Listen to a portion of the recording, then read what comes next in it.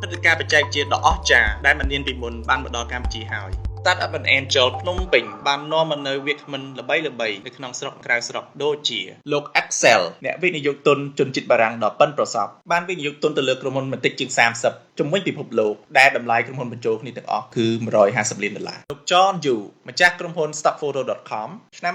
2013គាត់សម្រេចចិត្តផ្លាស់ប្ដូរជីវិតរបស់គាត់ដោយទិញ domain stockphoto.com ក្នុងតម្លៃ$250,000 សប្តាហ៍ថ្ងៃនេះក្រុមហ៊ុនគាត់ជាក្រុមហ៊ុនដែលមានតម្លៃរាប់លានដុល្លារជាមួយនឹង50លានរូបថតជុំវិញពិភពលោកកំពុងដាក់លក់នៅក្នុងគេហទំព័ររបស់គាត់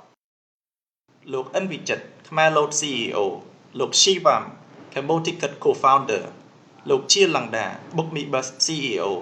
លោក សុក សុភមង្គល Codingate CEO កញ្ញា Clara Maxtix and M James Country Manager លោក Maxim Mill Temple Co-founder លោក Gordon Peters Mekong Strategic Partner លោក អិន មៀន ខ្មែរ Home Co-founder កុំភ្លេចកក់សម្បត្តិទាំងអស់គ្នាព្រឹត្តិការណ៍នេះនឹងធ្វើនៅថ្ងៃ23ខែកុម្ភៈនៅ Raintree Cambodia